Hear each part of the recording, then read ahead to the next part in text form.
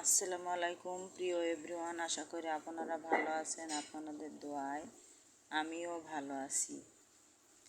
এই যে মেয়েদের খুব কঠিনভাবে প্রস্তুতি নিতে হয়, সে ছেলে মেয়েদের কাছে হোক, স্বামীর কাছে হোক, সংসারে হোক, কঠিন হতে হয়।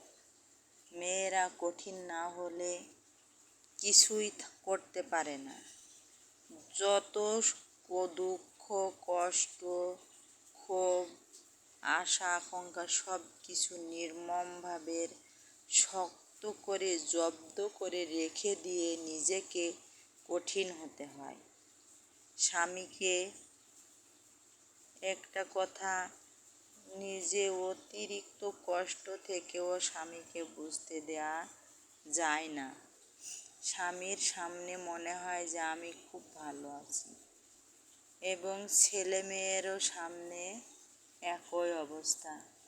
ছেলে মেয়ের সামনেও সেই মেয়ে বা মা যেই হোক কঠিনভাবে নির্মমভাবে নিজেকে আসক্তিভাবে ধরে রাখতে হয় এবং নিজেকে কঠিনভাবে নিজেকে শক্ত হতে হয়।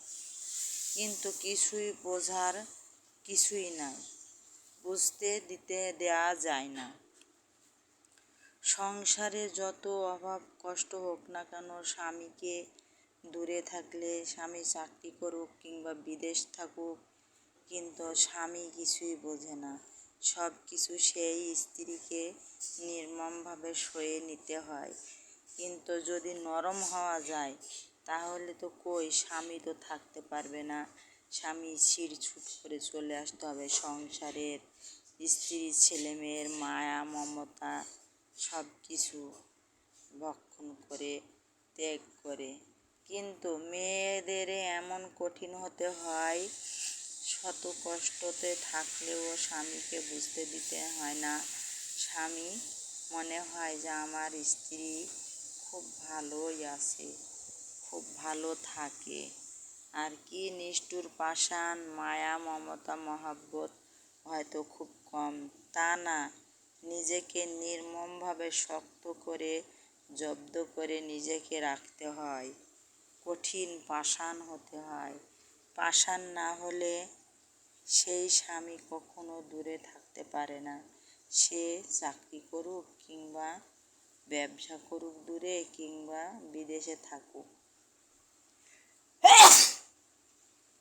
তাই নিজের কষ্ট নিজেকেই ধরে রাখতে হয় আর নিজেকেই সমাধান করতে হয়।